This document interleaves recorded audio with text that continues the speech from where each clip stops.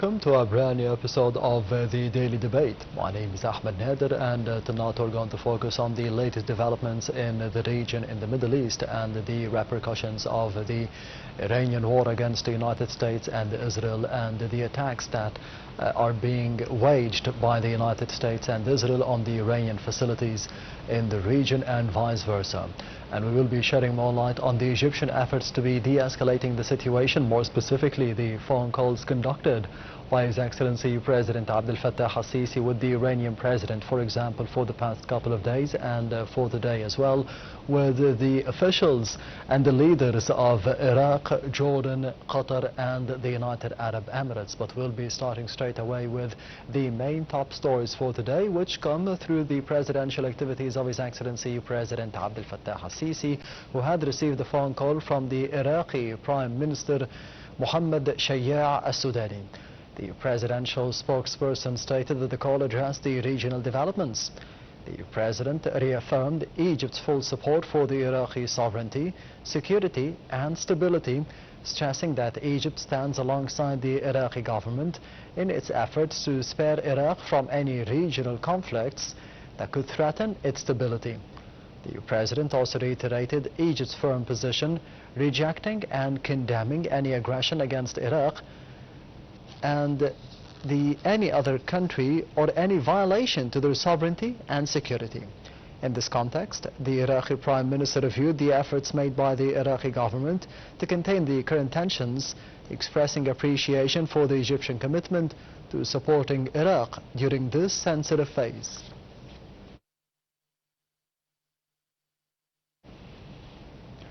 And earlier on in the day, President Abdel Fattah al-Sisi conducted another phone call with the Emir of Qatar, Tamim bin Hamad Al Thani. President al-Sisi confirmed during the call Egypt's decisive rejection and condemnation for the Iranian attacks on Qatar and Egypt's full support as a government and people to the state of Qatar, standing in complete solidarity with the brotherly Gulf states in recent developments in the region. The president also expressed Egypt's full readiness to provide all forms of support necessary to preserve the security and stability of the Gulf states. President al-Sisi highlighted that Egypt is exerting international and regional efforts to stop the war as soon as possible, praising Qatar's keen role in de-escalation and maintaining regional stability. Also on Sunday, President al-Sisi conducted a phone call with Sheikh Mohamed bin Zaid Al Nahyan, President of the United Arab Emirates. The two heads of state discussed the current regional developments as President al-Sisi affirmed Egypt's absolute support and solidarity towards its brotherly state, the United Arab Emirates, vis-à-vis the current challenges. The president stressed that Egypt rejects and condemns the Iranian aggressions targeting the United Arab Emirates and the security of the Arab Gulf states, and is ready to provide all possible forms of support to maintain stability in the region. Furthermore, within the framework of the Egyptian efforts to bring an end to the war in the region, President al-Sisi conducted another phone call with the King Abdullah II, King of Jordan. During the phone call, President al-Sisi condemned the Iranian attacks that targeted Jordan, expressing full solidarity with the brotherly state. Furthermore, he praised Jordan's wise handling of the current developments, noting that the security of Jordan is regarded as an integral part of Egypt's security, and Egypt is supporting strengthening the Arab cooperation facing the current developments. For his side, the Jordan's King Abdullah expressed appreciation for Egypt's support to Jordan, stressing the kingdom's eagerness to continue close coordination with Egypt and the other Arab states to save the region from further tension. And moving on with another top story, as President Abdel Fattah al-Sisi congratulated the men and women of the Ministry of Foreign Affairs on the occasion of the Egyptian Diplomacy Day. In a post on his social media account, President al-Sisi extended his greetings to the men and the women of the Foreign Ministry for their unceasing faithfulness and determination to preserve the interests of the nation and enhance its presence on the regional and the international levels. This year's celebration coincides with the 200th anniversary of the founding of the first modern institution of the Foreign Ministry, a historical milestone that embodies a long-standing national legacy of diplomatic work which has contributed over the past period to promote Egypt's international position. President Sisi wished that diplomacy continues its role and its national mission with efficiency so that Egypt always remains a pillar of stability and the voice that is being heard worldwide.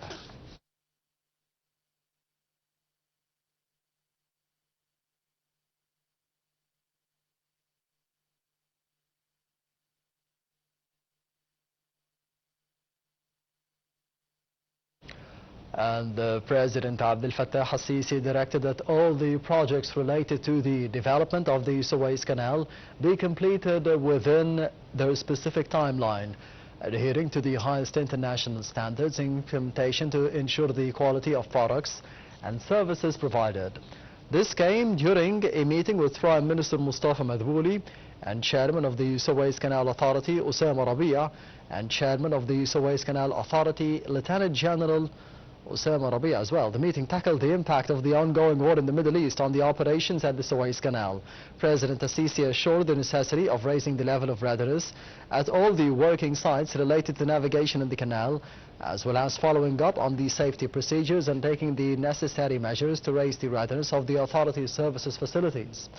The presidential spokesman, Mohamed said that President Sisi was also briefed on applying the digitalization and technology in the work of the Suez Canal Authority, including expanding the use of the electrical applications.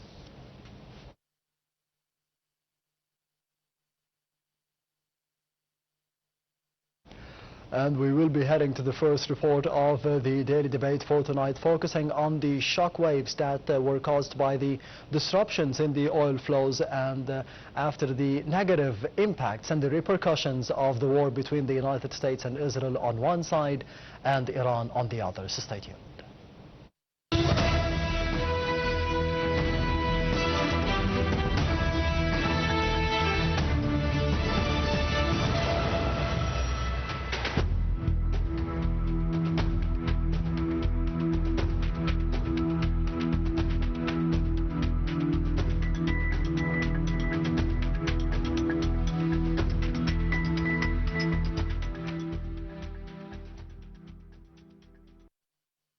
The U.S.-Israel-Iran war is creating the largest supply disruption in the history of the global oil market, as Iran took hold on regional supplies forces Gulf producers to slash production. The conflict, which was triggered on February 28 by American-Israeli attacks on Iran, is hampering the global economy's supply of oil and weakening production capacity. The war has seen Iran tighten its chokehold on the Strait of Hormuz, through which a fifth of global crude passes, effectively all but shutting it down. The International Energy Agency said current flows through the strait were moving at less than 10% of pre-crisis levels, which in 2025 were around 15 million barrels per day, with no signs of a de-escalation in hostilities or a clear timeline for a recovery in flows through the strait. It stressed that a resumption of loss would be key in minimizing the war's impact on global markets. Against that backdrop, major European stock markets were off more than half of 1% in early morning trading. In Asia, Japan's Nikkei had shed 1% at the close, while Hong Kong closed off 0.7%. A threat from Tehran to bring down the global economy overshadowed an impending record release of strategic crude by the IEA. On Wednesday, it said its 32 members had agreed to unlock 400 million barrels of oil from reserves, the largest release ever. The coordinated emergency stock release provides a significant and welcome buffer, but in the absence of a swift resolution to the conflict, it remains a stopgap measure. The United States has proposed partially lifting sanctions against Russia in an attempt to offset the fallout from the squeeze of Hormuz, but a group of 7 nations Wednesday rejected the idea. Oil prices have graduated since the crisis began, rising more than 30% to around $120 a barrel, only to drop back. Prices again topped $100 Thursday, but then fell again to around $92 a barrel, representing a daily rise of some 6% as analysts predicted elevated prices for the foreseeable future amid reports of more Iranian attacks on vessels, notably off the coast of Iraq. Despite efforts to stave off the disruption via emergency stockpiles, the IEA forecast March global oil supplies would drop 8 million barrels per day to 98.8 million BPD for the lowest level in 4 years. The IEA added supply curtailments in the Middle East are being partly offset by higher output from non-OPEC Plus producers Kazakhstan and Russia. While overall supply losses would depend on the duration of the war, it estimated global oil supply would rise 1.1 million barrels per day in 2026 on average, with non-OPEC Plus producers accounting for the entire increase. The IEA concluded that even if the conflict intensity recedes to the extent oil flows can resume, it will take several days to weeks for the backlog of tankers on the two sides of the strait to clear. Additionally, shut-in upstream production will take weeks and, in some cases, months to return to pre-crisis levels, depending on the degree of field complexity and the timing for workers, equipment, and resources to return to the region.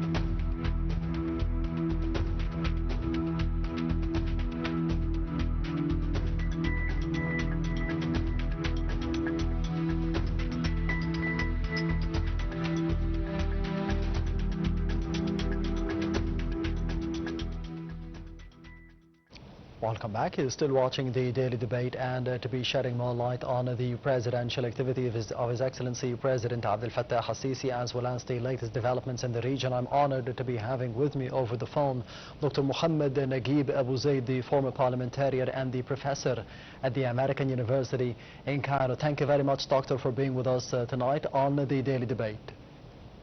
Thank you very much for hosting me, and I hope there will not be too much noise as I'm on the road while I'm speaking. I hope you will hear me fine. I can hear you clearly, Dr. Mohamed. As we did see just a number of hours ago, a number of phone calls being conducted between President Abdel Fattah al-Sisi and the leaders of several Arab states. One of them is the Prime Minister of Iraq, Mohamed al-Sudani. How do you see the importance of conducting those phone calls, and more specifically the bilateral ties between Egypt and Iraq under the tenure of President al-Sisi?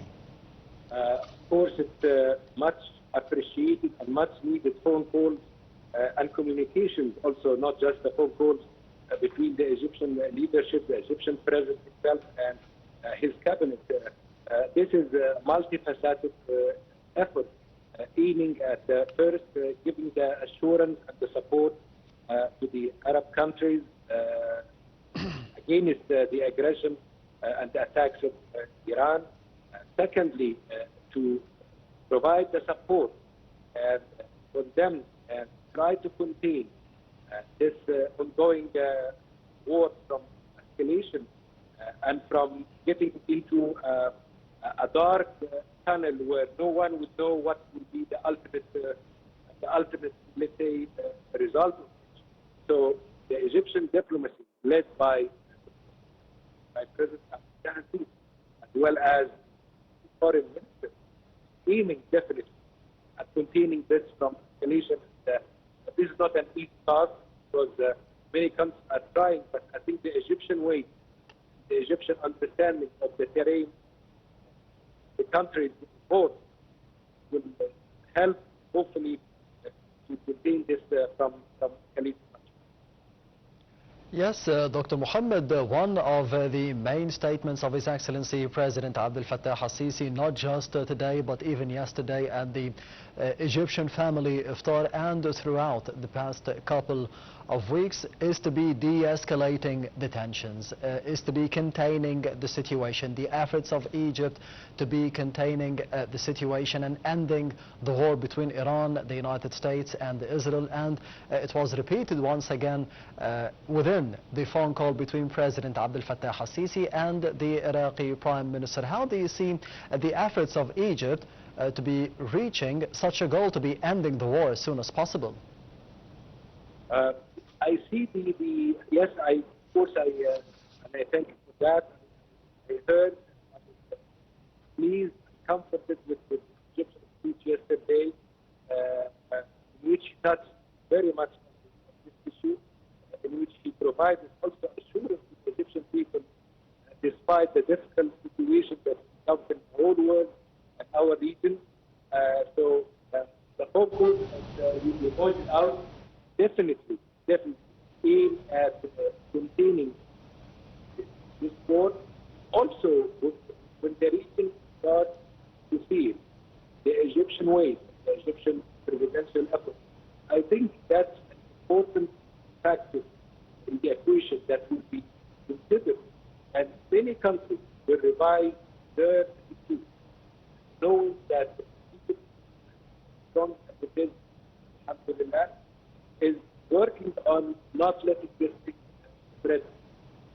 Egypt, over the past, which has always can see clearly, also the Gaza war and now, it's a voice of reason, it's a trusted partner, it's the wisdom speaking before the widespread such crisis. Let's not forget that people think about Iran in the region. We have to say, and there are so many reports, and I was telling some of them, in the very heart of the U.S., that there is a big resentment of this war by the majority of the American people. The continuation of which, the repercussion of which, particularly economically, and the ambiguity about when it will be ended and how it will be ended. So this is something not only for the region, in fact, this is the whole world when this thing is safely contained despite the losses that have already happened. Dr. Mohamed, Naguib, Abu Zaid, as we can see on the screen, another phone call that was conducted between President Abdel Fattah al-Sisi and the leader of Qatar, Emir Tamim bin Hamad Al Thani. And another important statement that was released by President al-Sisi was the full condemnation by Egypt as a political leadership, as a government, and the people of Egypt themselves. They denounce the attacks of Iran against the GCC countries, the Gulf Cooperation Council countries, and more specifically Qatar. And this leads us to the awareness of the people, the fondness of the Egyptian people, of our brothers in the Gulf. How would you see the praise that was given by President Abdel Fattah al-Sisi yesterday about the awareness and the unity and the understanding of the Egyptian people to the recent regional developments and their support to their brothers in the Gulf? One of the great things about the Egyptian diplomacy, always and very clear based on the leadership of President Sisi, is the clarity of the Egyptian stand. And as we always say, what we say in public, what we say in the closed or behind closed doors, Egypt is condemning this war, providing the support. We do realize the kind of disturbance which it might and disruption of normal life in Qatar, Bahrain, Emirates, Oman, and with other countries as well in the region, because the attack took toll of other countries as well. So again, this is something that provides assurance, unity, and as you know, the Arab countries since long time have always been concerned about such attack and very willing, both militarily, economically, and politically. Is the only way out for the sustainability and the coherence of the situation, not only now in this war, but for the future. come. Egypt is the largest Arab country, and we are not bragging about that. It's a very, alhamdulillah, strong country. And the reassurance that comes from the Egyptian leadership is very much needed and very much reassuring for our brothers in Qatar as well as in During the phone call between President Al-Sisi and the Emir of Qatar, President Al-Sisi praised the mediation role that was played by Qatar, especially in the month of June between the United States and Iran during the negotiations. And we did see for the past period the negotiations and the mediations being conducted by Oman. So how do you see the roles of Qatar, Oman and Egypt in terms of mediating efforts to be stopping the war nowadays in this critical phase?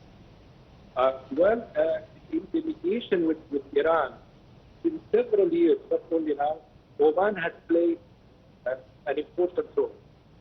What's disappointing that Oman and Qatar, of course, it is always a given that always part of this institution, and I would dare to say that the Egyptian presence is very much needed by all in situations like that. But what's disappointing and what is surprising, some of these countries, like Oman, Qatar, were under the fire and missiles or drones of Iran. What Iran claims is that targeting the American interests, those countries, and one doesn't know if that is a sincere apology they gave through their presence, or is it some kind of continuation of the disturbance, interruption of an economic loss of the region. So the role of Egypt, let's not forget, Qatar also with Egypt playing an important role in trying to defuse the war in Gaza. We played that together with Qatar. Yes. So the Egyptian diplomacy is always active. The president does that constantly, with wisdom and in a calm way. Situations like that are not a situation to make strong statements or uncalculated mistakes. Situations that need wisdom, that need true mediation that aims at the welfare of everyone. And that's what a trusted partner is, a trusted negotiator. Yes, another phone call that was conducted between the presidents of Egypt and the United Arab Emirates, President Abdel Fattah al-Sisi and his counterpart Sheikh Mohamed bin Zaid Al Nahyan. And we have seen later on in the day the directives by President Abdel Fattah al-Sisi to Foreign Minister Dr. Badr Abdulati to be heading to the United Arab Emirates to show support during this critical phase. How do you see the importance of such a step, to be sending the Foreign Minister of Egypt to the GCC countries and more specifically to the United Arab Emirates to be showing support against the Iranian attacks? The support for the Arab Emirates, as well as other countries, the Egyptian diplomacy, I think it's clear to be headed and engineered by the President himself. Of course, the role of our Foreign Minister, Badr Abdulati, is very much appreciated. But it's not just as we started our conversation minutes ago, not just the phone calls followed by a follow-up, followed by the physical presence, celebration, to show the support and to try to seek acquire the voice of wisdom and think that that's the way out of it. During time of war escalates for a long time because of the aggression, because of the uncalculated reaction, because of the willingness to revenge rather than try to look at the root cause, try to prevent that from happening. So that's what a true support should be. That's where the essence of each one of these phone calls lies. Definitely, like you mentioned, followed by a sincere, meaningful visit from the deep put, also to support some kind of action whenever. And how do you see the bilateral ties between Egypt and Jordan under the tenure of President Abdel Fattah al-Sisi, and the fraternal ties between the Jordanian King Abdullah II and President Abdel Fattah al-Sisi, specifically that we have seen another phone call being conducted today to be showing support from Egypt to Jordan against the Iranian attacks as well?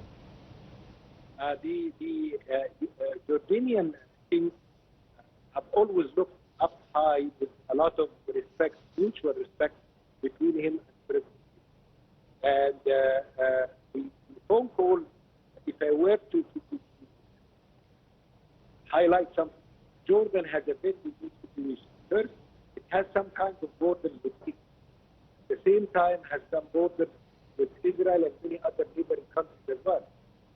So over the past days and weeks, the Jordanian skies were crossed by many missiles and by many drones and so on. So it's something that the Jordanian government and the king itself have condemned. My point is the following: that Jordan definitely have the support of Egypt that during the war, and definitely there has to be coordination from a military point of view, because having drones and missiles flying in the area is something that is very watchful for, and we do not want to see that happening neither in our vicinity in countries like Jordan, nor to our brothers and sisters in Arab countries in the Gulf area, as you mentioned. Yes, and finally, Dr. Mohamed, Naguib, Abu Zaid, the top story for today that we have seen as well and being posted by President Abdel Fattah al-Sisi on social media was a congratulating text from the President of Egypt to the men and the women and the officials of the foreign ministry of the country on the 200th anniversary of founding the modern institutions of the foreign ministry. How they see the role of the foreign ministry in general under the tenure of President Abdel Fattah al-Sisi, and more specifically with Dr. Badr Abdulati at the helm nowadays and within those developments in the region. Egypt has been known to have unique situation, and that's not these days, since long time, decades, if not centuries. When we talk about 200 years, we talk about 200 years plus of continuous political as well as diplomatic efforts. I don't want to deviate from the question, but the viewers should know that even the first treaty, the first diplomatic treaty effort was done ever in history, documented, was done by Ramses II several thousand years before Christ. So if I talk and celebrate about 200 years today, I celebrate also a country that has been on the forefront of diplomacy, negotiating, and setting the rules for the whole world to follow. And not just a celebration, it's a diplomacy that has been tested in severe negotiations, not only for ourselves, but all the neighboring countries around. So that's where the essence of these negotiations are, and that's where things have meant something. Yes, Dr. Mohamed Naguib Abu Zaid, the former parliamentarian and the professor at the American University in Cairo, thank you very much for being with us tonight on the Daily Debate over the phone. Thank you, and my best wishes.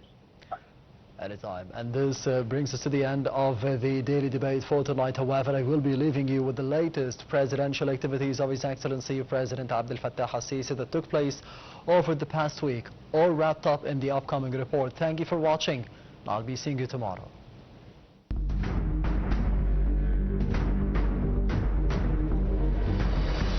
President Abdel Fattah al-Sisi received a phone call from the French President Emmanuel Macron. The call addressed the latest developments in the region.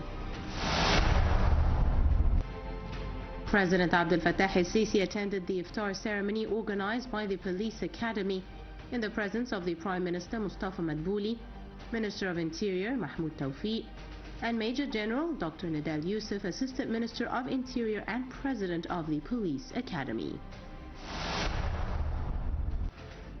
President Abdel Fattah el-Sisi, the President of the Republic and Supreme Commander of the Armed Forces, attended the 43rd Educational Seminar organized by the Egyptian Armed Forces as part of Egypt's celebrations of Martyrs' Day and Veterans' Day. The event was held at Al Manara International Conference Center.